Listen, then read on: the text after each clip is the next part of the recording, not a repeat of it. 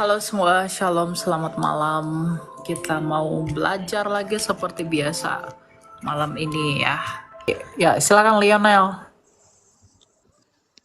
Halo, shalom Bang Elia. Ya, silakan. Terima kasih untuk kesempatannya Bang Elia untuk memberikan saya kesempatan untuk bertanya di sini. Eh, ada ayat Alkitab yang saya belum mengerti di Lukas 16 ayat 1 sampai 13 gitu. Perumpamaan tentang bendahara yang tidak jujur gitu. Saya sih Lukas berapa? mengambil Lukas 16 ayat 1 sampai 13. Ya, Saya mengambil kesimpulan dari teks itu seperti seorang bendahara gitu yang gimana ya, yang tidak setia kepada tuannya, yang korupsi gitu. Terus dia membagi-bagikan ke mungkin bawahannya kali supaya nanti dia ketahuan jadi apa namanya? Mungkin dia dibantu gitu ketika ketahuan. Jadi saya di sini mau bertanya Bang Elia gitu. eh, Apakah kejahatan itu juga dibenarkan gitu? Mohon ya. pencerahannya Bang. Perumpamaan bendahara yang tidak jujur ini sulit dimengerti, tapi kita bisa sebenarnya mengetahui maknanya. Ini sering sekali digoreng oleh umat-umat sesat yang tidak beriman kepada Allah benar, melainkan yang beriman kepada batu. Mereka sering sekali menggoreng ayat ini untuk menjatuhkan iman Kristen. Tapi arti ayat ini apa? Di dalam ayat ini ada beberapa peran. Ada kreditur, ada debitur. Yang memberi utang sebagai pemilik atau pemiutang dan juga sebagai yang berutang, yaitu si debiturnya. Uh, Maksud dari perumpamaan ini sebenarnya adalah harta yang dibebaskan oleh si debitur tadi. Uh, Bukan si debitur yang bebaskan, si bendahara itu membebaskan apa namanya? Jadi harta yang dibebaskan oleh bendahara-bendahara itu kepada para peutang itu bukan miliknya. Itu kan milik tuannya. Dia hanya mengelola saja toh. Nah, bendahara itu tidak merasa rugi atau dirugikan kalau dia memberi kemurahan hatinya kepada para yang mengutang. Jadi ketika si bendahara ini memberikan kemurahan hatinya dengan memberikan diskon ya dan memberikan sedikit keringanan utang bagi orang yang berutang, itu dia tidak mengalami kerugian ya. Dan itu karena itu bukan uangnya dia gitu. Tapi sebaliknya kalau bendahara itu melakukan itu, dia akan merasa aman. Ya, karena apa? Karena dengan memberikan potongan, kita dalam tanda kutip sebut diskon, kepada orang yang berutang itu kepada tuannya, itu penting. Buat apa? Buat kedudukannya di masa yang akan datang. Ya, karena dia berbuat baik dalam tanda kutip dalam hal ini. Jadi, perumpamaan yang tidak apa? Perumpamaan yang digunakan oleh Tuhan Yesus di sini, bendahara yang tidak jujur, itu dia sedang menasehati murid-muridnya agar kita memberikan uang kita dan harta kita kepada mereka yang membutuhkan, agar apa? Ya, agar mereka mendapatkan penghargaan Allah. Dan Allah menyayangi mereka melalui tindakan mereka itu yang hidup di dalam Dia. Jadi Tuhan Yesus itu sedang menasihati murid-muridnya agar kamu menggunakan hartamu sebagai belas kasihmu kepada sesamamu agar Allah menghargai kamu. Sama seperti kamu, bendahara itu yang berbelas kasih kepada orang-orang yang berutang ini, yang dengan demikian dia akan dihargai oleh orang-orang yang berutang kepada dia.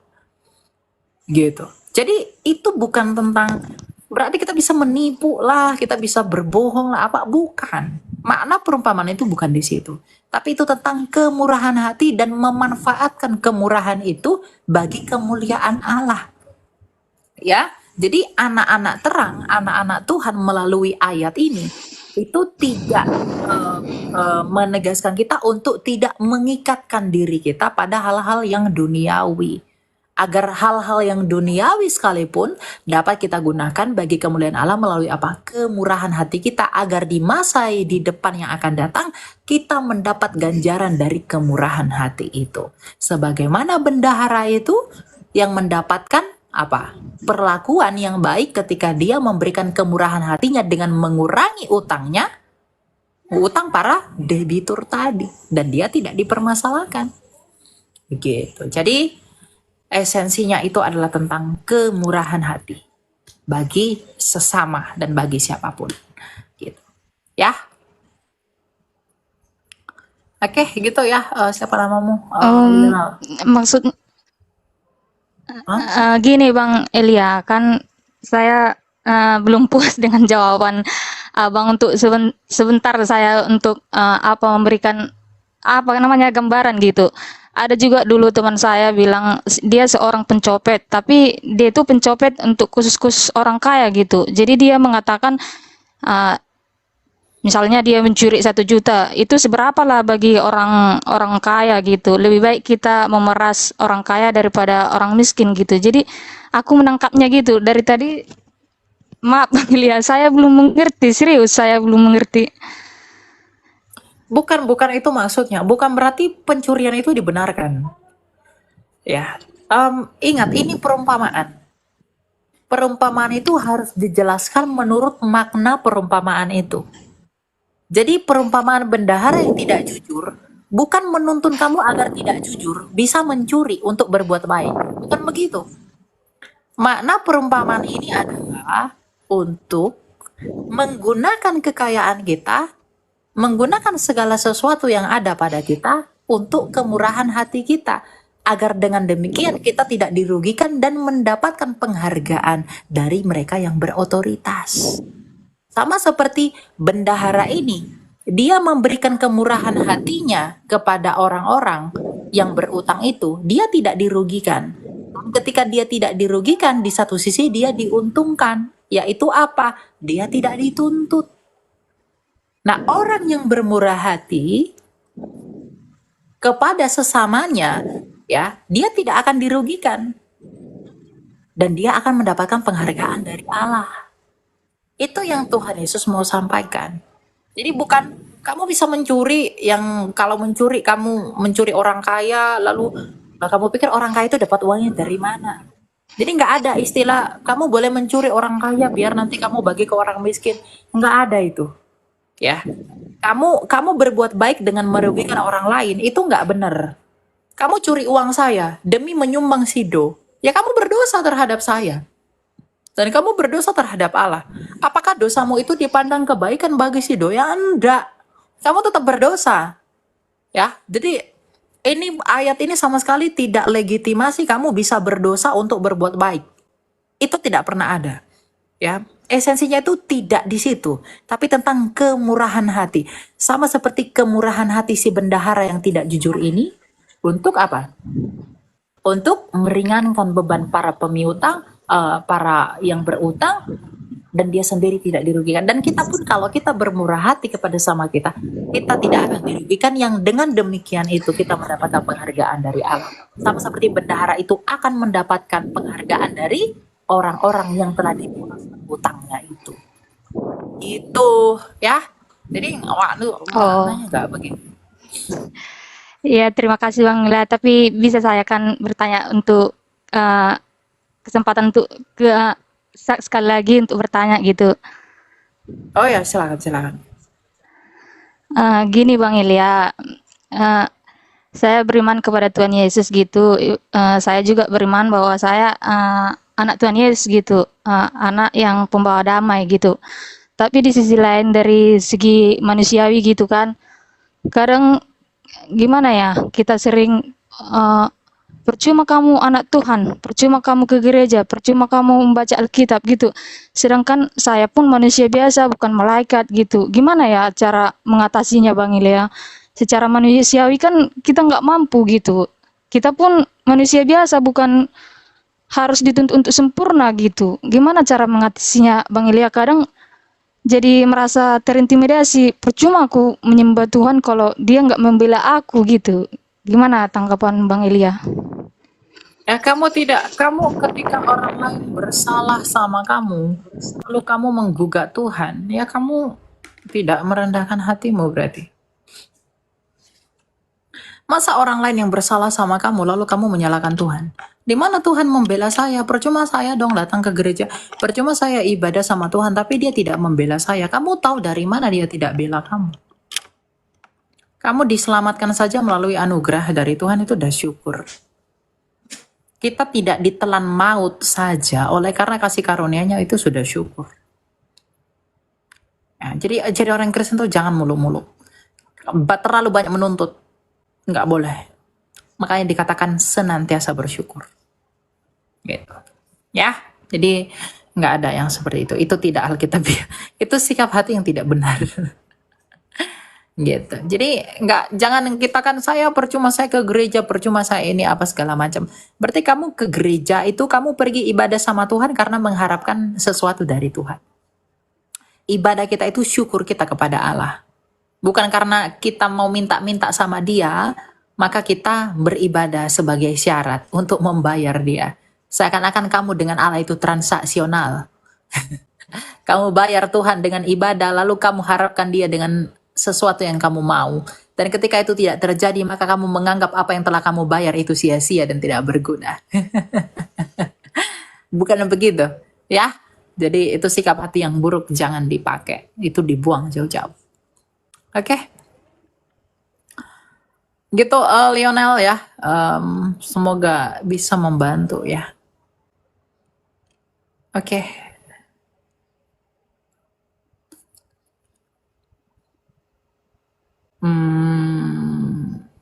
Oke ya. Ya silakan Do. Ada yang mau ditanyakan Do? Shalom Kak, Ya malam. salam. Mungkin sedikit melenceng dari dosa sih. Saya nanya tentang kematian sih Kak. Oke, Jadi apa itu tentang kematian? kan eh, kelahiran kematian itu ada di tangan Tuhan. Setuju kan Kak? Ya ada di dalam perizinan Tuhan, kedaulatannya. Lalu? Oh, ada dalam perizinan Tuhan. Oh, saya mau tanya gini. Terus gimana kalau orang yang mati kecelakaan, mati dibegal, dibunuh, sampai dimutilasi? Apakah itu emang Tuhan izinkan kayak gitu? Ya Tuhan Sampai izinkan itu. Misalnya nih, kamu bunuh saya. Berarti Tuhan takdirkan saya dong. Saya mati dibunuh sama si Do begitu. Enggak. Saya terbunuh. ya, Itu tetap apa ya?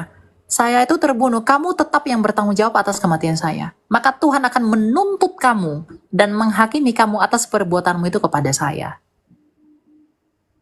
Tapi di sisi lain, ingat, Tuhan memanggil semua orang kepada keselamatan. Jadi kalau saya mati atau tidak pun, saya di dalam Kristus. Saya di dalam kasih karunia dan belas kasih Allah senantiasa. Di dalam iman yang saya miliki. Jadi, nggak ada tuh Tuhan tuh, si Do nanti ditakdirkan mati digigit kucing. Elia nanti matinya itu minum racun. Nah, itu nggak ada tuh.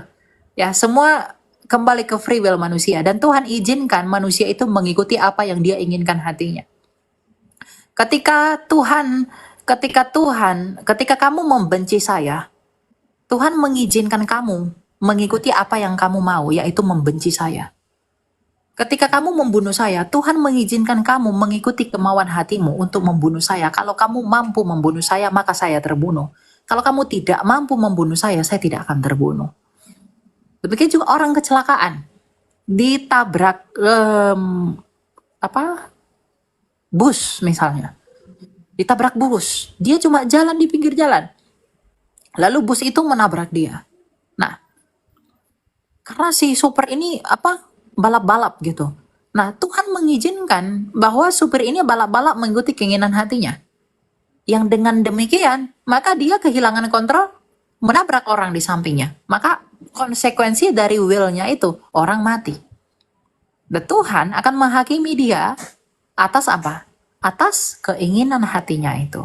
Dan orang yang mati itu, ya, apakah dia akan dihakimi oleh kematiannya karena dia berjalan di pinggir jalan? Enggak. Karena kematiannya bukan dia yang mengkehendaki, tetapi oleh karena perbuatan saudaranya. Sama seperti Habel. Dia tidak menghendaki dirinya sendiri untuk mati. tapi dia dibunuh oleh Kain. Maka Kain menerima konsekuensinya oleh karena keinginan dirinya sendiri. Tapi Tuhan izinkan Habel terbunuh oleh karena apa yang diinginkan hati Habel, hatinya Kain. Dan Kain mampu melakukan itu. Karena sekiranya dia tidak mampu melakukan keinginan hatinya untuk membunuh Habel, maka dia tidak akan bisa melakukan itu. Jadi kehendaknya Allah, perizinannya Allah, itu sejalan dengan apa yang manusia inginkan. Jadi Tuhan itu tuh tidak pernah membatasi will-nya kamu yang free itu. Dia mengizinkan kamu mengikuti itu, yang dengan demikian pilihan-pilihan dan free will kamu itu akan dihakimi menurut ketetapan dan aturan yang telah Ia berikan kepada manusia. Itulah anugerah itu. Gitu. Ya. Oke Jadi Kak, thank you. ada lagi yang mau kamu tanya? Apa? Tadi mau ini sih nyinggung free will tadi tuh. Kalau misalnya Tuhan kasih kita free will, kenapa ketika kita nggak ngikuti saran dia, tapi nggak ngikuti aturan dia, kenapa kita dihukum? Kan dikasih kebebasan. Nah kayak gitu. Ya, dikasih kebebasan, kehendak bebas itu dikasih. Tapi kehendak bebas kamu, kehendak bebas yang bagaimana? Gini bro, kamu saya berikan kehendak bebas. Kamu boleh beli tiket saya ini. Kamu boleh. Nih, kamu boleh beli tiket saya. Kalau kamu beli ini, kamu punya ini. Kalau kamu nggak beli ini, kamu nggak punya ini. Kamu bebas, saya berikan kehendak bebas. Oke. Tuhan pun begitu. Tuhan berikan kehendak bebas sama Adam. Kamu bebas, kamu bisa makan, kamu nggak bisa makan. Tapi kalau kamu makan, kamu nggak milikku. Tapi kalau kamu nggak makan, kamu milikku. Dan ternyata kehendak bebasnya itu yang memilih untuk tidak menjadi milik Allah dengan memakan buah itu. Justru itu bukti kehendak bebas. Oke, thank you Kak Elia. Keren banget Kak Elia. Thank you. Betul ya? Yo. Oke, ada lagi yang mau kamu tanya? Oke Kak, yang lain lah gantian. Oke. Ya, Thank you, shalom. shalom.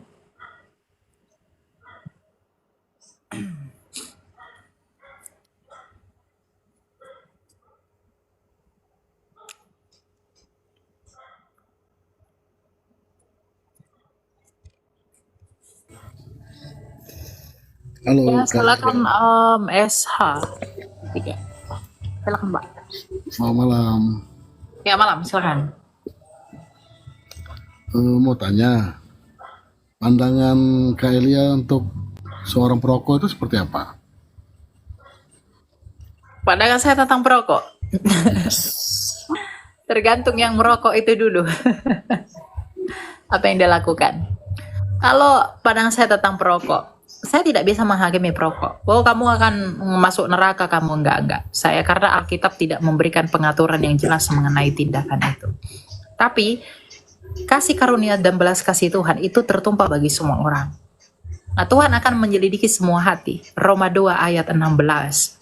Dia akan menghakimi segala yang kelihatan dan segala sesuatu yang tidak kelihatan, yang tersembunyi dan yang tidak tersembunyi. Nah, demikian juga para perokok. Why are you smoking? Ya, apa yang kamu lakukan dan mengapa kamu melakukan itu? Apa yang dituntut hatimu? Dan dengan demikian itu kamu berbuat itu.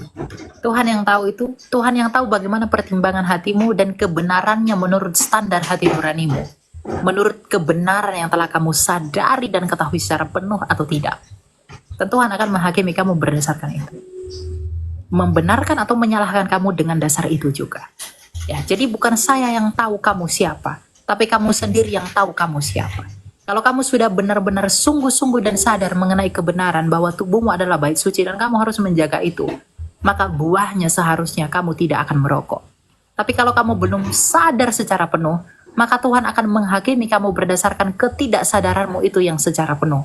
Yang sekalipun kebenaran diberitakan sama kamu, tapi kamu tetap memilih untuk bersikeras pada kebenaran yang kamu miliki. Dan itu tersembunyi, kamu dan Tuhan yang tahu, bukan saya. Ya, Kemudian kalau misalnya kita, oke, saya mengerti maksudnya. Bagaimana kalau misalnya kalau kita melihat hamba Tuhan, gitu, yang dipakai Tuhan, dan dia juga perokok, gitu, bagaimana? ya kalau saya sih saya nasihati ya. Pak, jangan merokok, Pak, nggak boleh, Pak, gitu. Tapi kalau mereka bilang, ah udahlah, nggak apa-apa, begitu ya, ya urusan mereka sih. Ya. Kita bertegur, kita kasih teguran, kita kasih kebenaran yang kita sampaikan. Kalau mereka menerima silakan, tidak terima juga nggak apa-apa. Ya, tidak Dan dengan demikian itu menjadi alasan buat kita ngejudge mereka, ya, memperburuk-buruk mereka dan kata-katain mereka itu nggak boleh. Malah kita yang menjadi berdosa daripada mereka. iya, Kalau mau, sikapnya. ya mau kata ya kan kita tahu toh dia ya ada kita nggak lihat inilah ya oknum lah ya istilahnya toh, dan bukan oknum juga sih sebenarnya. Misalnya kita lihat ada seorang pendeta toh, Hmm. dan dia rokok berat gitu, dan bukan hanya satu dua orang yang saya ketemui, banyak gitu loh. Nah, tanggapan anda seperti itu gimana, pendeta? Maaf Pak. Itu tadi kalau sudah dinasihati tapi tidak mau terima ya, itu urusan mereka. Titus 3 ayat 10. Kalau sudah dinasihati 1-2 kali dan mereka tidak mau dengar, ya tinggalkan saja begitu. Tapi tidak dengan alasan itu kita membenci mereka ya, nggak boleh. Kalau Maka misalnya itu pendeta kita gitu loh misalnya toh, pendeta kita jangan, ya dikasih tahu nggak boleh. nggak boleh dikasih tahu gitu. Kasih tahu aja bahwa itu nggak boleh gitu loh. Nggak boleh itu alasannya kenapa? Itu nggak baik bagi tubuhmu, persembahanmu, nggak bisa. Nggak bisa gitu ya. Itu merusak tubuh kan, merusak. Padahal kita harus mempersembahkan tubuh sama Tuhan. Masa kita harus mempersembahkan tubuh yang rusak sama Tuhan? Ya nggak boleh lah, jangan. Setuju. Boleh tahu nggak? Saya baru lihat ini Kak Elia ini Baru backgroundnya. lihat saya. Iyo, maksudnya Aduh, kita kemana aja baru lihat Pak? ini. Ya kita baru apa namanya? Baru apa ya? Apa? Baru eksis lah di coba lihat TikTok ini gitu loh. Jadi saya baru tahu gitu loh. Apa? Boleh tahu nggak backgroundnya itu dari apa gitu? Oh Maksudnya ya, dari mana? betul. Boleh share nggak kita? Kenapa Pak? Boleh share nggak backgroundnya dari mana gitu? Awal mulanya kok bisa seperti ini, luar biasanya gitu. Yang dipakai Tuhan. Oh, gitu. background saya bukan siapa-siapa, saya bukan apa-apa, saya bukan orang hebat, saya bukan orang yang sekolah teologi. Saya masih 20 tahun ya. Saya hanya apa ya? Saya hanya pengen berdampak. Ya, orang-orang itu pengen berdampak dan saya mau berdampak. Dan dampak yang mau saya buat adalah dampak bagi kemuliaan Allah yang telah saya rasakan kasih karunia-Nya dalam hidup saya. Itu saja. Dan saya tidak pernah mengklaim saya orang sempurna. Saya orang yang sudah sangat benar dalam melakukan firman Tuhan. Tidak. Makanya story-story saya itu saya selalu minta kasih karunia itu. Saya selalu berkata, Tuhan kasihani saya, kasihani saya. Gitu. Jadi saya adalah orang yang mengharapkan kasih karunia Allah itu jatuh di dalam saya. Ya, dan saya merasakan itu dalam hidup saya, yang dengan demikian saya harus bersyukur dan mengungkapkan ekspresi syukur saya dengan berapologetika. Jadi prinsip saya begini, kalau orang pacaran, dia punya pacar, ya, dia cinta banget sama pacarnya, cewek atau cowok lah, sama lah. Pasti dia tahu segala sesuatu tentang pacarnya. Dia jatuh cinta, misalnya seseorang nih, cowok jatuh cinta sama cewek. Dia pasti tahu si cewek ini suka apa, si cewek ini makannya apa, si cewek ini gimana gitu. Dia pasti tahu. Dan dia tahu itu karena apa? Karena cinta. Nah, saya mencintai Allah saya karena dia mencintai saya. Maka saya, ketika saya mencintai dia, maka saya membuktikan cinta saya itu dengan mempelajari dan mengetahui dia siapa. Dan ternyata itu ada dalam firman Tuhan. Yeremia 9 ayat 24 dikatakan, yang kusukai adalah bahwa ia memahami bahwa akulah Tuhan yang penuh belas kasih, keadilan dan kebenaran. Ya. Yang Tuhan sukai adalah orang-orang yang memahami dan mengenal bahwa dialah Tuhan yang penuh belas kasih, kebenaran dan keadilan. Itulah yang kusukai, kata Tuhan. Jadi yang Tuhan sukai itu adalah orang-orang yang memahami dan mengenal dia, bahwa dialah Tuhan yang penuh belas kasih, keadilan dan kebenaran. Jadi saya di dalam ketidaklayakan saya berusaha untuk disukai Tuhan dengan belajar dan mendalami mengenai Dia yang penuh belas kasih, keadilan dan kebenaran itu. Ya, without having anything, tanpa memiliki apapun. Saya tidak membawa apapun di hadapan Tuhan. Saya hanya bawa hati, ketidaklayakan saya, dan responsibility saya atas jiwa-jiwa orang-orang yang tidak mengerti akan firman Tuhan. Dan ternyata Tuhan bawa sampai sejauh ini. Saya bersyukur bahwa Tuhan berikan saya beban pelayanan ini untuk berdampak bagi orang lain, bagi siapapun yang Tuhan izinkan untuk mendengarkan saya dan mempercaya apa yang saya ungkapkan. Bukan oleh karena saya, tapi karena Tuhan sendiri. Boleh tahu sejak kapan mulai 1 tahun lalu. 1 tahun lalu ya? Ya. Oke. Jadi masih kuliah, boleh tahu? Atau Saya gimana? sekarang kuliah, Pak, tapi kuliah saya sekuler. Sekuler itu maksudnya Sekuler itu saya bukan teologi, saya di bisnis. bisnis. Ya, bisnis. Oh gitu. Wow, luar biasa. Ya, Menonton. Ya. Ah. untuk belajar ini pendalaman apakah ada apa gitu? Pendalaman Alkitab atau gimana? Iya, dalam belajar ini itu tadi bunda saya. Ya. Dalam belajar kita ini Pak, saya belajar dari tokoh-tokoh apologet terkenal. Jadi kayak Pak Bambang, Pak Bambang, Borita Wahyu, Romo Daniel. Saya belajar dari mereka secara otodidak. Saya tidak belajar secara resmi dalam forumnya mereka, tetapi saya lihat pengajaran mereka dan saya pelajari dan saya confirm itu dengan literasi-literasi yang mereka sebutkan. Jadi data-data yang mereka sampaikan itu saya juga punya, gitu. Jadi base saya kalau mau berargumentasi, gitu. Jadi itu dilatih setiap hari tuh. Berarti kita sudah boleh tahu baca Alkitab sudah sampai penuh ya, sudah selesai ya, balik berapa kali gitu boleh tahu? Justru saya tidak membaca Alkitab sampai semuanya. Saya hanya baca yang perlu saya baca. Jadi semuanya perlu, tapi saya itu memfokuskan diri pada hal-hal yang misalnya tanya kristologi nih. Saya tahu ayatnya di mana-mana aja tuh. Bertanya misalnya keimamatan Yesus dari Melkisedek tuh, saya tahu ayatnya di mana aja. Jadi nggak semua, karena Alkitab itu kan banyak. Ada sastra, ada puisi, ada puji-pujian, ada perkataan Yesus, ada surat-surat rasul, pastoral dan lain-lain. Tapi ada kerinduan nggak untuk baca Alkitab keseluruhan gitu sampai selesai gitu? Belum. Belum ya. Oh, oke. Yep. Gitu ya Pak ya? Yes, thank you ya. Ya, kita God bless lanjut you ya. ya. Ya. Meli, bye. Thank you. Ya. Gitu ya teman-teman ya. Aku makan dulu ya. Enak gak masakanku tuh Bun? Enak lah. Jadi tadi kita masak. Cemumek nih yang pergi dan cemumek. Apa tuh? Aku sama ini nih Waduh, mantap. nonton Pak Lidara sama dan cemumek. Oh, mereka lagi debat ya? Oke. Masih lagi. It's good lah. Jadi gitu ya teman-teman ya. Yeremia berapa tadi? 9 ayat 24, 23 dan 24. Bunda Lina pasti salah. Oh, tolong. Salah. Ya Bunda Allah, tolong. Syahidah. Dengarkah suaraku? Shalom semuanya. Assalamualaikum. Masuk Ya, silakan Pak Fante. Halo. Halo, salam. Ya, salam Pak. Iya, Ada yang mau ditanya Pak? Silakan Pak. oh ini begini kakak, maksudnya kayak apa?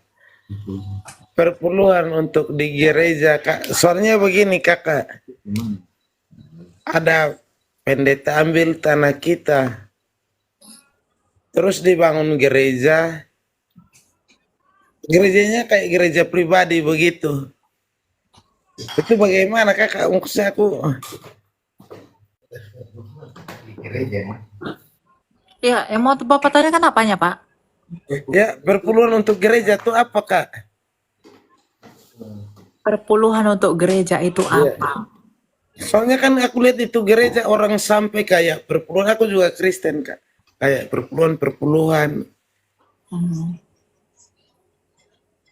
Ya, kalau Bapak tidak keberatan beri persepuluhan, ya nggak apa-apa berikan aja.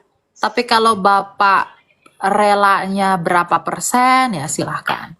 Prinsip memberi itu 2 Korintus 9 ayat 7. Jadi beri menurut kerelaan hati. Kalau Bapak memberi kalau Bapak memberi rela dengan 10%, silahkan berikan. Kalau Anda tidak rela atau kemampuan Anda memberikannya cuma berapa persen, silahkan, nggak apa-apa. Atau mungkin ada orang yang lebih membutuhkan yang perlu dibantu, boleh diberikan kepada mereka. Karena prinsip memberi itu kerelaan hati gitu. Ya. Siapa tahu ini pemberian untuk pendeta lagi kan malas kan. Maksudnya Maksudnya bangun gereja pribadi begitu. Ada sih. Tidak ada sih. Ada hanya enggak Kita nggak udah bisa ungkapkan di kampung ada. di kampung. Iya, nggak apa-apa. Gereja pribadi juga nggak apa-apa. Yang penting pelayanannya Ada sih. bisa berjalan dengan baik. Bisa ya.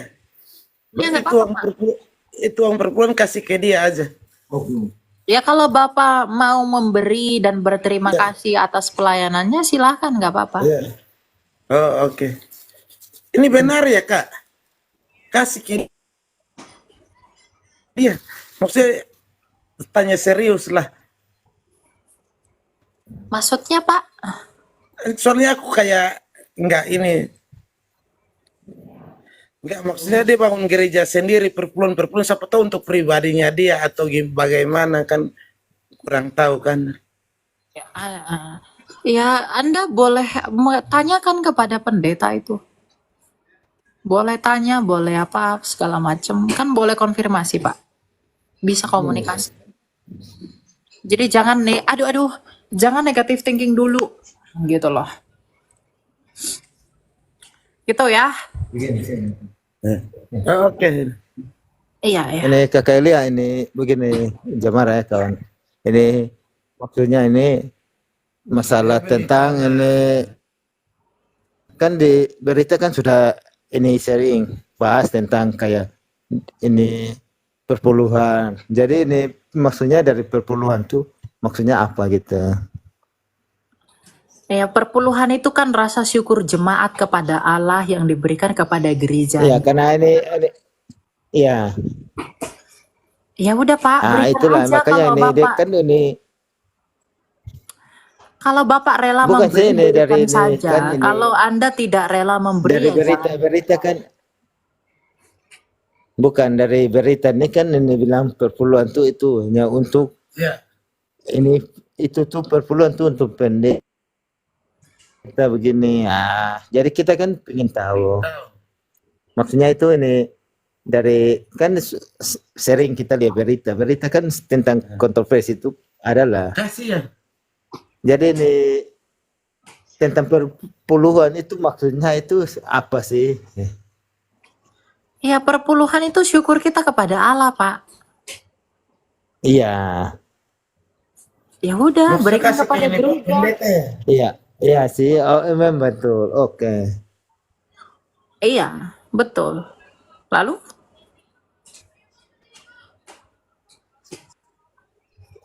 Oke. Memang betul. Ya, kita kan hanya ini mau tanya itu. Soalnya ini teman-teman kan ini pertanyaan. Wah itu. Makasih Kak Eli. Ya, Kakak kasih ke pendeta tuh kasih ke anak yatim kakak Dewi. Selama itu dia ada. boleh. Oke, Boleh Kak dibagi Eli. ke anak yatim Thank you. yang membutuhkan boleh dipakai. Ya, Gitu ya. Oke, thank you Kak Eli. Makasih. Ya. Ya.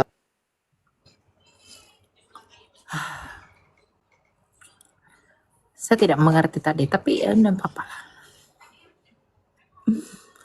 Jadi mungkin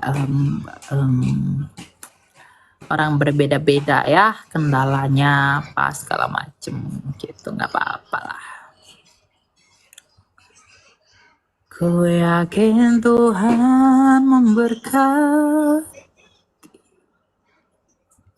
Ku yakin Tuhan melindungi. Burung di udara Tuhan pelihara karena kasih-Nya. Oke, ya silakan Rano Karno. Kak. Ya, silakan Bro. Nah, saya mau bertanya ini Kak. Ya, karena di situ kakak buat kayak istilahnya topik pembahasan tentang dosa ya. Ya, Ya, saya mau tanya nih Kak. Kita tahu bahwa Yesus Kristus sudah mati di kayu salib karena kasihnya yang begitu besar. ya. Nah, untuk mengampuni dosa-dosa manusia. Nah, saya mau tanya, dosa yang mana yang Tuhan ampuni?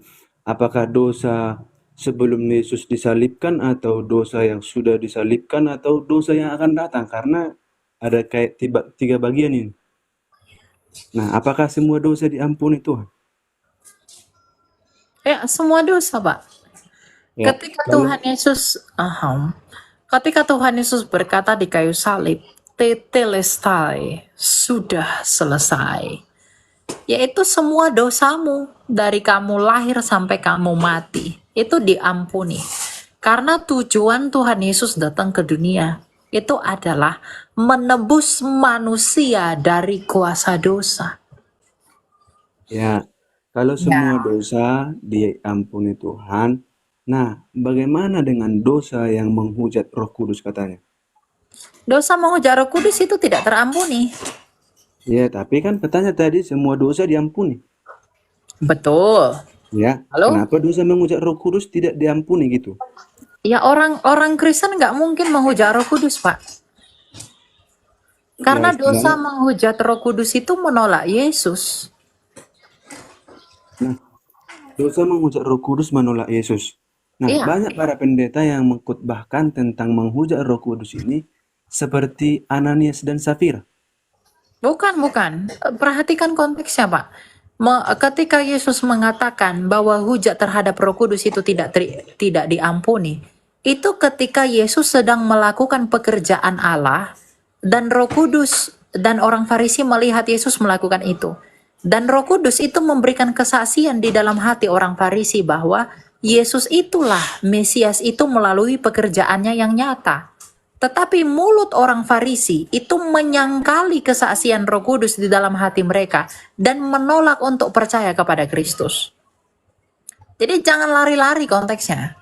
Konteksnya itu di situ-situ aja. Jadi dosa menghujat Roh Kudus itu adalah menolak ajakan Roh Kudus untuk percaya kepada Kristus. Makanya tidak terampuni karena mereka tidak punya pendamaian. Kisah Rasul 4 ayat 12. Jadi orang Kristen nggak mungkin menghujat Roh Kudus. Itu nggak mungkin. Yang menghujat Roh Kudus adalah mereka yang telah diterangi hatinya, memiliki pengertian mengenai firman Allah, tapi tidak mau percaya dan datang kepada Kristus.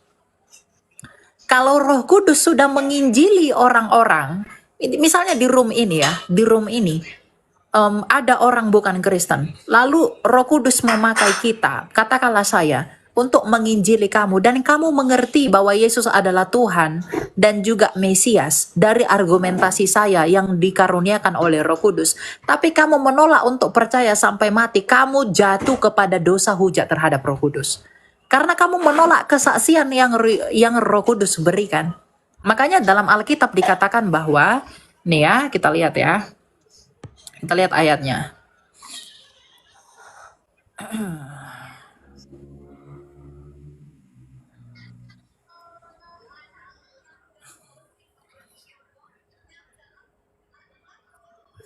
Dalam 1 Yohanes 4 ayat 2 sampai 3 dikatakan begini.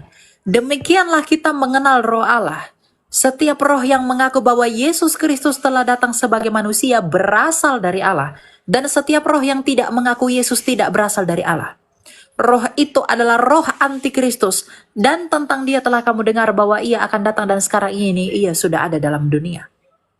Jadi ketika mulut kita dan hati kita masih dapat mengaku bahwa Yesus Kristus adalah Tuhan, dengan tulus dan sukarela, maka kita tidak jatuh dalam dosa hujat Roh Kudus. Tapi kalau orang sudah diterangi hatinya mengenai pengertian itu, tapi tidak mau percaya, sama seperti orang Farisi yang telah diterangi Roh Kudus hatinya bahwa Yesus adalah Mesias, tapi mereka tidak mau percaya dan mulut mereka menyangkalinya, maka mereka tidak terampuni.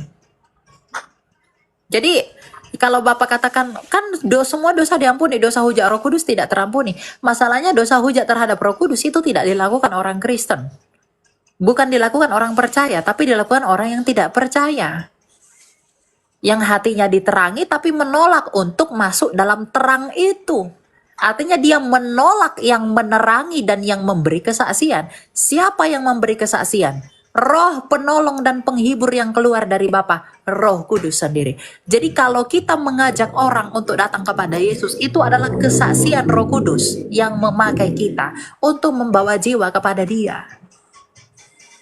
Jadi hujat Roh Kudus itu tidak orang Kristen lakukan, Pak. Orang Kristen nggak mungkin melakukan itu. Karena kalau dia menghujat Roh Kudus, dia tidak akan percaya Yesus, Pak. Karena yang Roh Kudus lakukan adalah menuntun kamu untuk datang kepada Yesus. Kalau kamu di dalam Yesus, tapi kamu menghujat Roh Kudus, itu nggak mungkin. Yang menghujat Roh Kudus adalah yang di luar Yesus.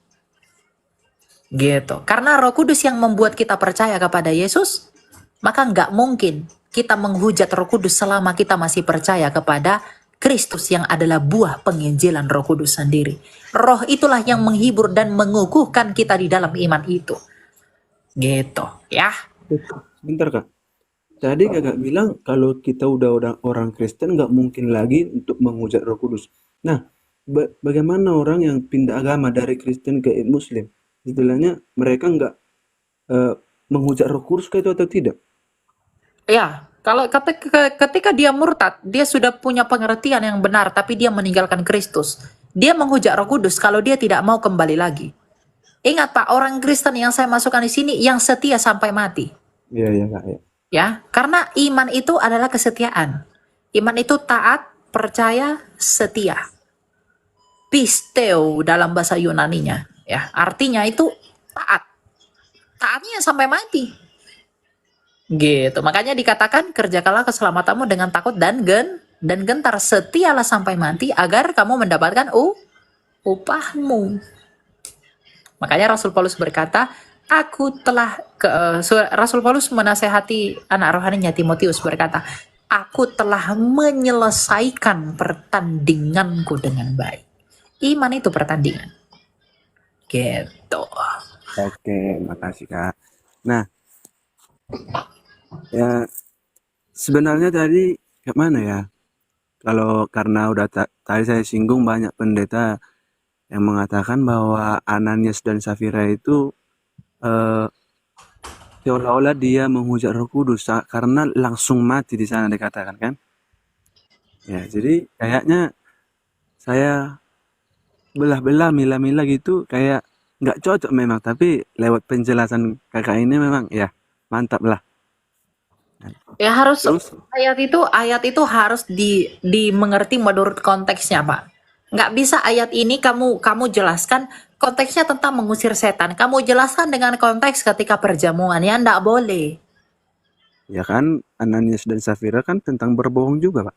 Ya betul, tapi kan menghujat Roh Kudus muncul. Pernyataan itu kan bukan tentang ketika mereka berbohong, tapi ketika orang Farisi yang hatinya diterangi, tapi malah menghujat Kristus. Iya. Karena itu konteksnya. Itu pendekatannya lebih dekat daripada Ananias dan Safira. Karena tidak ada akibat tanpa sebab. Yang menyebabkan Kristus mengeluarkan pernyataan dosa hujat terhadap Roh Kudus tidak terampuni adalah oleh karena apa? Oleh karena sebab orang Farisi menghujat Kristus dengan ucapan yang keluar dari mulutnya. Jadi gitu, terlalu jauh itu ke Ananias Safira itu jauh. Ya, jadi pahami konteks. Kalau semua dosa yang diampuni, istilahnya kita di sini dosa yang mau besok saya lakukan belum saya lakukan gitu kan. Nah, kalau itu nanti terjadi saya lakukan, apakah itu sudah diampuni? Kata kakak tadi ya. Terus kalau sudah diampuni, kenapa kita harus mengaku lagi? Kamu mengaku dosamu itu bukti kerendahan hatimu dan keberserahanmu kepada Allah. Ya maka kita harus mengakui dosa. Gini loh, pengampunan yang Tuhan Yesus lakukan di kayu salib itu bukti kasih karunia itu. Ya. Bukan ketika Yesus sudah disalib, darahnya sudah tertumpah, maka kita berdosa segimanapun akan terus diampuni. Tanpa kesadaran kita, maka kita nggak memperoleh pengampunan itu. Ingat, salib Kristus itu sarana, Pak. Darahnya Kristus itu sarana, bukan yang memukuli kamu dan memerciki kamu sampai mati. Enggak. Itu sarana. Maka ketika kita berdosa dan selalu datang minta ampun sama Tuhan, menyadari keberdosaan kita itu, di dalam darah anak domba itu yang terjadi 2000 tahun lalu ada pengampunan bagi kita. Jadi itu sarana. Bukan dia terkucur sekali, lalu kita bebas buat dosa, nggak perlu pengampunan dosa lagi, kita pasti selamat. Enggak. Tanpa pengakuan dan kesadaran, kita tetap tidak akan diselamatkan. Karena pengakuan dan kesadaran kita lah, yaitu kepercayaan kita yang membuat kita dilayakkan. Dan yang melayakkan kita itu disaranai oleh salib Kristus yang telah terjadi 2000 tahun lalu. Ya, jadi bukan itu tertumpah lalu kamu bebas buat dosa, kamu nggak perlu mengakui, nggak apa-apa lah, nggak perlu akui dosa, wong udah selesai. Enggak begitu. Jadi kita perlu mengakui dosa setiap hari kepada Allah, dan mengakui dosa itu bukan oleh karena kita, tapi oleh karena Kristus yang menumpahkan darahnya di kayu salib, yang menjadi sarana yang mendekatkan kita kepada Allah. Kurban itu kan artinya yang mendekatkan kita kepada Allah. Gitu. Jadi, dan itulah yang kita terima dalam apa? Rahmat perjamuan kudus. Gitu loh. Jadi bukan pengertiannya nggak begitu. Oh, dia sudah mengampuni, lalu oke, nggak perlu lagi minta ampun. Enggak lah. Wong itu sarana kok. Sarana pengampunan dosa. Makanya dia dikatakan sebagai kurban. Kurban itu artinya apa, Pak? Yang mendekatkan. Ya, kurban itu artinya mendekat. Yang membuat kita dekat kepada Allah di dalam Yesus adalah kepada Bapa adalah Yesus sebagai korban anak domba yang tak bercacat dan bercela. Jadi kita butuh Oke, Kak. pengakuan dan kesadaran. Gitu. Oke, ini Kak lagi. Ya, mohon penjelasannya tentang arti hukum Taurat dan dosa ini, Kak. Yang di Roma 7. Saya kurang paham gitu, Kak. Ya, hukum Taurat. Hukum Taurat itu hanya menunjukkan ini dosa atau tidak menghapus dosa. Ya, maksudnya di Roma 7 ini kan dari ayat 1 sampai ayat 12 ini dalam satu perikop. Nah, perikop ini saya kurang paham gitu loh, Kak. Tolong penjelasannya gitu. Ya, esensinya itu, Bro. Hukum Taurat itu hanya petunjuk. Apa itu dosa, apa yang bukan dosa. Itu aja. Nah, Dan itu tidak hukum menghapus dosa. hukum Taurat ada pada kitab pada kitab apa? Hukum Yang Taurat apakah itu 10 hukum dalam Taurat? Taurat. Dalam Taurat. Ya, 10 hukum Taurat itu. Bukan 10 hukum itu bukan hukum Taurat. Terus 10 hukum itu ya 10 hukum dasatita. Hukum Taurat itu yang 613. Misfah. itu dari kalau kita lihat dari Alkitab mulainya dari kapan ada hukumnya? Pak, perjalanan bangsa Israel sejak keluar dari tanah Mesir. Oh, bukan pada waktu si Adam ya? Enggak. Di zaman Adam nggak ada hukum Taurat. Karena Karena kan itu juga kayak larangan gitu kan, Allah melarang bahwa jangan memakan buah. Itu kan larangan, itu nggak Taurat. gitu ya. Enggak. Hukum Taurat itu ada di zaman Musa, Bro. Oke, ya. Satu lagi bisa ya. Tapi ini kayaknya lari dari konteks gitu. Ya. Roma 1 ayat 16. Ini tentang Injil Allah. Nah, di sana di ayat 17 di sana katakan sebab di dalamnya nyata kebenaran Allah yang bertolak dari iman dan memimpin kepada iman. Seperti ada tertulis orang benar akan hidup oleh iman. Nah, yang saya garis bawahi di sini arti dari yang bertolak dari iman dan memimpin kepada iman seperti apa maksudnya, Kak? Contoh, kan udah iman, masa dipimpin lagi kepada iman gitu. Nah, kita lihat ya. Roma 1 ayat 17.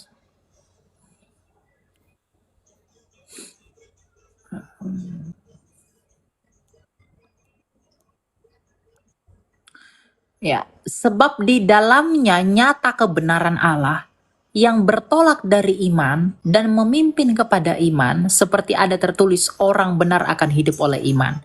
Ya, ini kan argumentasi untuk mendukung apa yang yang menjadi kesimpulan atau konklusinya. Orang benar akan hidup oleh karena iman. Jadi artinya apa? Dalam hidup orang benar, iman itu akan selalu dipergunakan. Ya, baik berjalan ke depan, baik mundur ke belakang. Iman itu tetap dipergunakan dan menjadi dasar dari tindakan orang benar. Makanya dikatakan yang bertolak dari iman dan yang memimpin kepada iman. Seperti ada tertulis, orang benar akan hidup oleh iman. Jadi iman itu yang orang benar akan gunakan sebagai dasar tindakan mereka dalam kehidupan mereka. Dan iman itu akan berbuah. Buah-buahnya apa? Banyak. Buah-buah roh, buah-buah hidup, Matius 7 ayat 16. Dari buahnya kita dikenal oleh apa yang kita lakukan dan tindakan yang kita perbuat. Gitu. Jadi yang bertolak dari iman dan yang memimpin kepada iman itu merujuk kepada perbuatan-perbuatan kita sebagai orang benar yang melandaskan iman di dalamnya sebagai pondasi agar kita diperhitungkan sebagai orang benar. Karena orang benar akan hidup oleh karena iman. Gitu. Jadi itu argumentasi buat kesimpulan yang Rasul Paulus berikan. Gitu. Iya, iya. Ya, cuman itu aja sih. Oke, ada lagi mau kamu tanya? Oh, di itu ya. Kita lanjut Iya. ya. Ya, terima kasih banyak ya, Kak. Ya, ya. Oke, salam. Shalom. Waduh, 80 orang yang mau naik. Banyak sekali semakin malam. Kayaknya nggak bisa semua ya, maaf ya. Agak banyak soalnya teman-teman. Kalian makin malam kok makin ganas begitu. Ya, enggak. Ini soalnya. Ntar ya. Silakan Al-Fatih Rambe. Halo. Halo, Al-Fatih. Tidak ada. Padahal sudah banyak ya.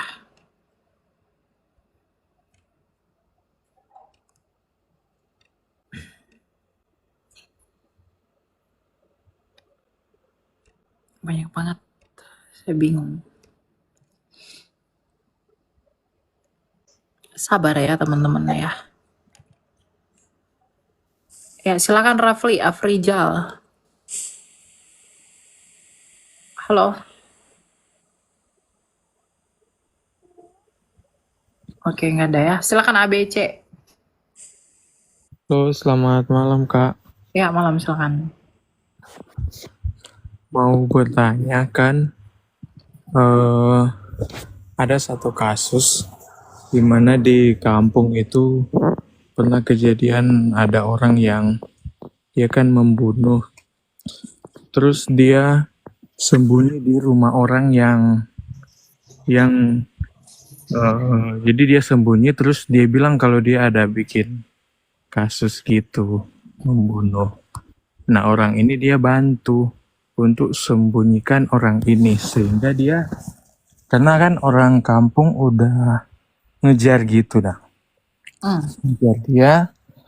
Jadi dia sembunyi ke orang ini dan akhirnya ditolong. Padahal dia sudah membunuh. Itu berdosa nggak Kak? Soalnya kan kasus kayak gini juga pernah terjadi waktu 10 pengintai yang mau mengintai di Yeriko. Kan mereka dibantu sama Rahab. Ditanya oleh tentara-tentara Yeriko, ya Rahab bohong bahwa dia ada di rumah mereka. Dan pada akhirnya kalau kita baca, Rahab ini kan pada akhirnya dilindungi oleh Tuhan. Padahal dia sudah berbohong. Gimana Kak itu? Kalau Kak mau menanggapinya. Dosa atau tidaknya itu tergantung tujuannya. Ya. Dan perbuatannya itu mencerminkan apa yang ada dalam hatinya. Dia berbohong misalnya. Ada orang jahat, berdosa, membunuh lalu dilindungi. Nah, di kasusnya Rahab, apa yang mereka lakukan? Dan di kasus yang kamu berikan, apa yang dia lakukan? Apa yang dilindungi di kasus Rahab? Apa yang dilindungi dalam kasusmu? Jadi semua tergantung motivasi dan yang melatar belakangi itu apa. Dua orang pembunuh, ketika satu temannya itu dikejar-kejar orang, maka temannya pembunuh ini akan melindungi pembunuhnya, saudaranya, agar tidak diserang oleh warga. Apakah dia berbuat baik? Karena motivasinya melindungi sesamanya pembunuh. Dia tetap berdosa. Tapi niat hatinya. Nah, kasusnya Rahab. Nah, jadi semua tergantung motivasi dan Tuhan yang bermurah hati kepada belas kasihnya di dalam tindakan semua orang. Jadi itu relatif, bro. Relatif dalam pengertian apa? Kita harus menimbang konteks. Kita nggak bisa memukul rata semua hal. Jadi kalau kamu tadi gunakan kasus Rahab untuk menjadi pembenaran atau legitimasi buat kasus seperti tadi, case-nya aja, base-nya aja sudah berbeda. Berbeda sekali. Melindungi tujuannya apa? Yang kasus Rahab melindungi tujuannya apa? Kan berbeda kasusnya. Kalau kasus Rahab kan bukan karena berbuat jahat, tapi karena memang ingin melihat bagaimana nih kondisi nih, gitu. Nah kalau ketahuan, tak mati. Nah dilindungi tuh agar bisa menjalankan misi, bukan berbuat jahat toh. Nah kalau ini berbuat jahat, dia melindunginya karena apa? Berarti kalau dari pengertian saya ada dosa-dosa yang mungkin bisa dimaklumi oleh Tuhan atau gimana, Kak? Oh enggak ada dosa-dosa yang dimaklumi. Dosa tetap dosa, bro. Iya, itu maksud saya. Enggak ada. Karena kan Rahab tetap berdusta dalam hal ini, Kak. Iya, dia berbohong dalam hal itu. Makanya tadi saya katakan kasih karunia Tuhan yang melingkupi dia atas tindakannya itu. Oh, Ya, I see. Tuhan melindungi dia kan pada akhirnya kan? Iya. Ya, karena Tuhan tahu niat hati si Rahab ini bagaimana. Meskipun dia melakukan itu. Nah, yang di kasus kamu, dia melindungi penjahat itu niat hatinya ngapain? Makanya melindungi dia. Kalau seperti yang tadi case yang saya berikan, pembunuh dengan pembunuh itu melindungi temannya pembunuh. Niat hatinya mau melindungi temannya pembunuh itu apa? Agar dia nggak kehilangan temannya untuk melakukan dosa itu. Jadi semua tergantung kasusnya. Ya itu tergantung kasusnya ya. Jadi nggak bisa semua dipukul rata. Oh iya. Oke, Kak, aku emang Tapi agak apapun yang dilakukan tetap dosa. Ya, ketika dia berbohong itu sudah berdosa. Itu nggak bisa dikatakan tidak dosa dan lain-lain. Itu tetap berdosa. Berbohong, menipu itu tetap dosa. Tapi kasih karunia Tuhan mengetahui niat hatimu yang membuat kamu melakukan dosa itu apa. Gitu. Jadi enggak. Dan itu haknya Tuhan, dia bermurah hati kepada siapa, kepada apa yang dilakukan oleh orang-orang. Oke, makasih, Kak. Jadi saya udah mengerti sih, karena sempat ada orang yang membandingkan tentang dosa ini sama seperti Rahab itu. Jadi, tapi saya sudah mengerti kalau mau jawab sih. Oke, Kak, boleh satu pertanyaan lagi terakhir sekali. Oh ya, silakan. Tapi ini mungkin agak melenceng sedikit sih dari dosa, permasalahan dosa. Saya mau bertanya tentang satu ayat di dalam Alkitab. Kalau kita baca di Kejadian 1 kan, itu tentang penciptaan, Kak. Dan kalau kita baca di setiap ayat, bukan di setiap ayat, di setiap hari ketika Tuhan menciptakan, selalu ada yang bunyinya, lalu Allah melihat yang dijadikan itu baik, ya kan, Kak? Ya.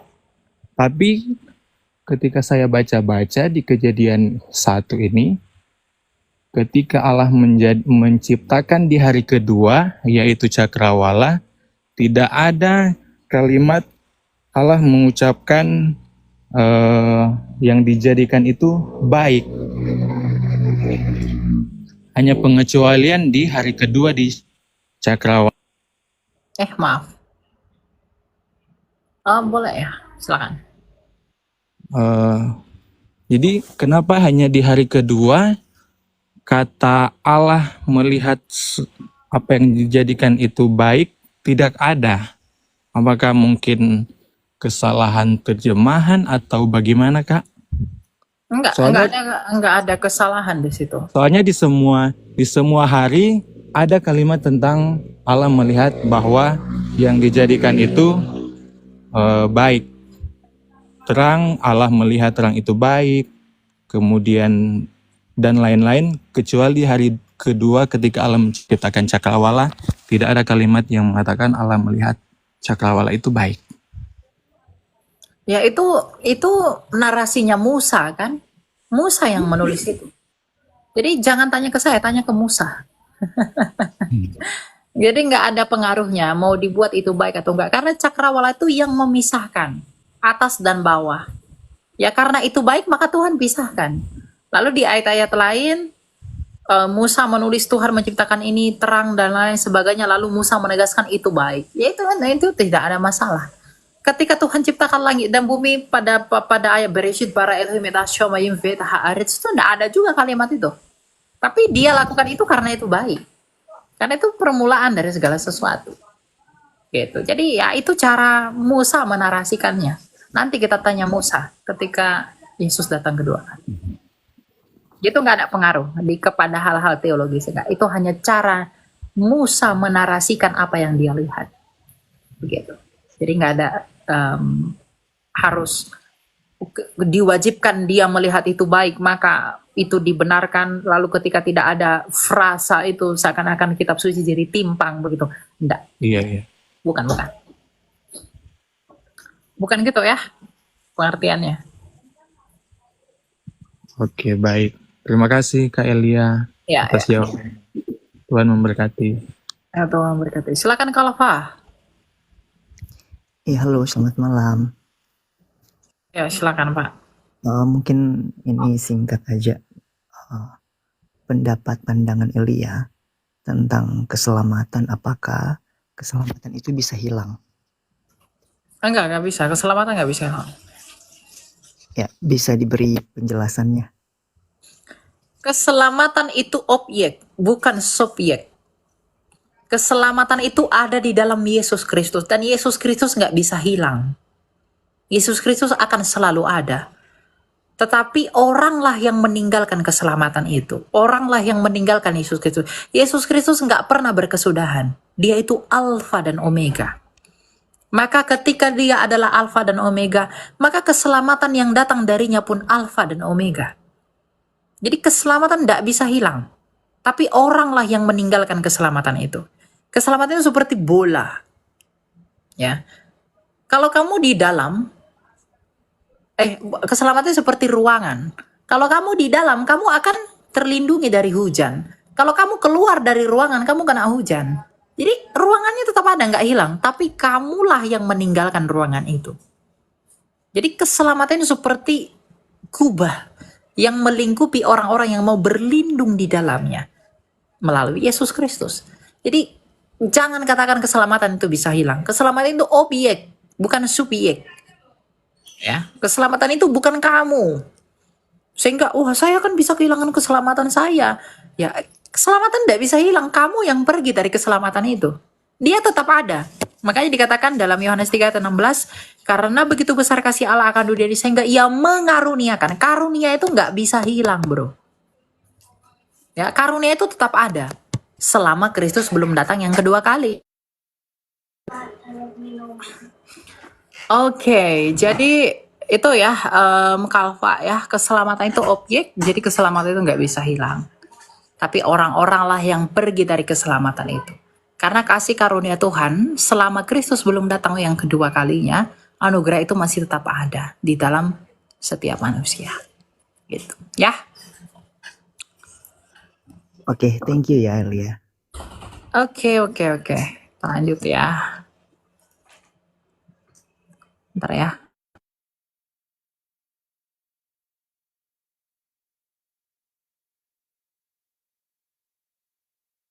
Belum mulai cari itu. Bentar ya. Ini kalian banyak sekali.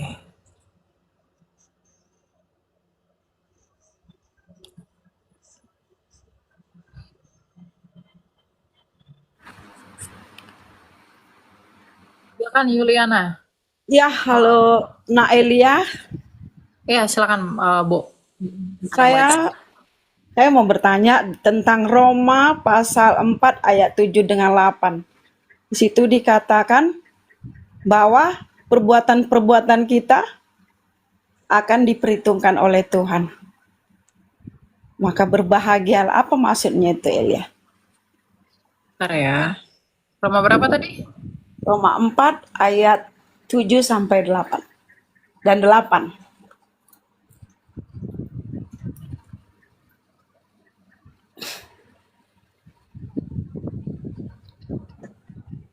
Roma 4 Ayat ayat 7 dan 8. bentar ya. Yang mau Ibu tanyakan apa dari ayat ini? Eh, apakah kita yang berbuat jahat juga selamat gitu maksudnya? Itu kan katanya apapun perbuatanmu akan diperhitungkan oleh Allah. Berbahagialah orang-orang yang diampuni pelanggaran-pelanggarannya dan yang ditutupi Ya, dosa-dosanya. ya, Berbahagialah manusia yang kesalahannya tidak diperhitungkan Tuhan kepadanya. Ya. Lalu ya di sini kan dikatakan berbahagialah orang-orang yang diampuni pelanggaran-pelanggarannya dan yang ditutupi dosa-dosanya. Berbahagialah manusia yang kesalahannya tidak diperhitungkan Tuhan kepadanya. Ya, Tuhan tidak memperhitungkan kesalahannya kepadanya itu bagi orang-orang yang di dalam Kristus. Yang iya. tidak di dalam Kristus ini tidak berlaku. Oh gitu ya. Iya. Gitu. Karena dalam Ibrani 9 ayat 22 pengampunan itu ada di dalam penumpahan darah. Dan itu di dalam Kristus. Gitu ya. Oh ya. Terus ini agak melenceng sedikit ya, Naelia. Ya, silakan. Saya punya anak umur 26 tahun, namanya Joshua. Dan berapa tahun dia sudah sepertinya ada rasa sakit hati kepada hamba-hamba Tuhan sehingga dia tidak mau lagi beribadah dan kedekatannya dengan Tuhan sudah tidak ada lagi sehingga dia tidak punya rasa kasih atau apa gitu. Sehingga sedikit pun ada permasalahan, dia bisa sanggup untuk memblokir semua kedua orang tuanya dan semua keluarga-keluarganya gitu. Itu apakah ada bagaimana cara untuk mengembalikan dia seperti dulu gitu? Nah, bagaimana cara mengembalikan dia harus menurut kesadarannya. Kalau dia nggak sadar, ya susah. Ya, dan ibu harus membantu dia untuk menyadari melalui firman Dia Tuhan. jauh dari saya. Ya, berarti dia tidak dewasa. Dia belum dewasa. Ya, saya percaya kalau ibu tekun berdoa, ibu tekun mendoakan dia kepada Allah, Tuhan akan bawa dia kepada apa Amin. yang kita inginkan selama itu baik ya. Tapi hidup akan membentuk dan memproses dia. Jadi orang seperti apa yang dia mau menurut pilihan. Gitu. Tapi dendam, sakit hati karena begini, sebenarnya orang-orang yang seperti itu, mohon maaf saya harus katakan itu orang-orang sombong. Kenapa? Iya. Ya. Manusia yang bersalah kepada dirinya tapi dia menggugat Allah. Manusia yang berbuat jahat, manusia yang berbuat yang tidak berkenan kepadanya, tapi dia menghindari Allah. Iya. Itu kesombongan kita. Kita menyalahkan orang lain atas dosa yang tidak dia perbuat. Kita menyalahkan Allah untuk kesalahan yang tidak Allah lakukan. Tapi hanya oleh karena kesalahan orang yang mengaku melayani Allah. Ya. Itu kesombongan itu. Kita tidak itu wujud ketidakrendahan hati. Ya, karena kalau kita rendah hati, kita pasti bisa mengerti perkara yang seperti itu. Ya, jadi Kalau ada orang nggak mau ke gereja hanya karena salahnya hamba Tuhan, berarti dia menyalahkan Allah atas kesalahan anak-anaknya. Itu nggak boleh. Ya, kita masa marah sama Tuhan atas kesalahan yang bukan Tuhan lakukan. Gitu loh. Jadi ya harus harus em, berpikir itu harus konstruktif di dalam iman, membangun. Ya. Jadi kalau misalnya hamba Tuhan berbuat kesalahan sama kita, ya jangan simpan kepahitan. Kalau misalnya dia berbuat jahat sama kita, Amsal 27 ayat 3 dikatakan begini. Batu adalah berat dan pasir pun ada beratnya, tetapi lebih berat dari kedua-duanya adalah sakit hati kepada orang bodoh. Jadi kalau kita sakit hati kepada orang yang menyakiti kita, orang yang menyakiti kita itu orang-orang bodoh. Dan kalau kita sakit hati, kita lebih bodoh. Jadi kalau kita sakit hati kepada orang yang menyakiti kita, kita lebih bodoh dari orang itu. Itu menurut Amsal loh, bukan menurut Elia loh. Ya, ya. Jadi hindari yang seperti itu. Kalau ada pun keluarga anak saudara kita yang seperti itu, kita berdoa bagi mereka agar Tuhan ubahkan hati mereka karena tidak ada yang mustahil bagi Allah. Gitu. Ya, Ya, dukung saya dalam doa, Nak Ilya. iya, iya, iya. Terjadi demikian menurut yang kamu kehendaki di dalam Tuhan. Ya, Amin, amin. amin. Ya, iya. Oke, makasih Nak Ilya. Ya, terima kasih.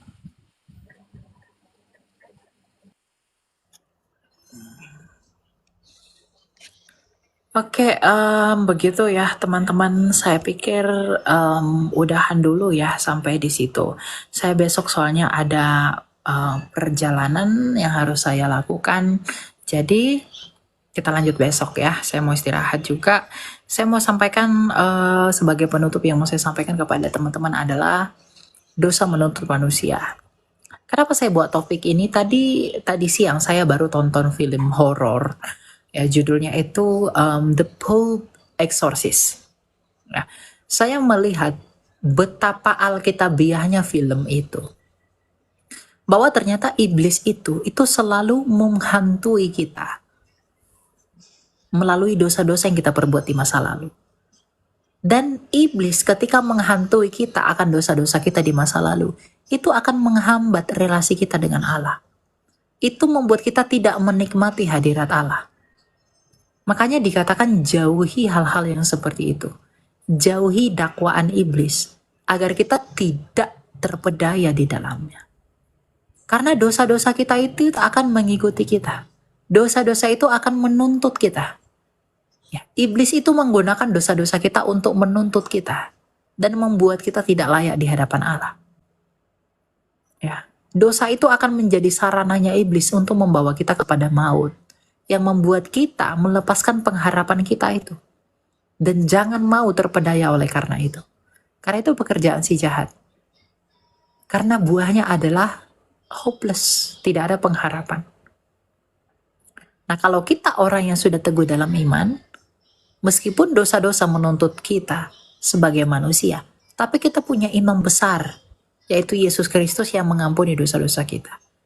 Jadi dosa-dosa masa lalu kita, segala sesuatu yang jahat yang pernah kita lakukan di masa lalu, ketika kita sudah meminta pengampunan kepada Tuhan yang teramat sangat, dan meminta belas kasih dari Tuhan senantiasa, Dia mengampuni kita di dalam belas kasih-Nya melalui Yesus Kristus. Maka ketika kamu didakwa oleh iblis dalam pikiranmu, jangan dengarkan itu. Karena itu adalah usaha iblis untuk menjauhkan kamu dari Allah. Tapi berharaplah dan pandanglah kasih karunia Allah yang selalu dan senantiasa ada di dalam kamu melalui iman yang kamu miliki kepada Kristus. Yang oleh karena Kristus kamu menjadi layak di dalam hadirat Bapamu itu. Ya. Jadi always be strong, jangan tinggalkan Tuhan, tetap setia dan lakukan apa yang Tuhan mau. Oke. Saya pikir itu yang saya mau sampaikan dulu. Tuhan berkati kalian selalu dan kiranya Allah kita berbelas kasihan kepada kita selalu, sekarang, dan senantiasa. Tuhan memberkati, kita pamit undur diri. Terima kasih buat kalian semua yang udah support saya. Kita ketemu lagi besok. Bye. God bless.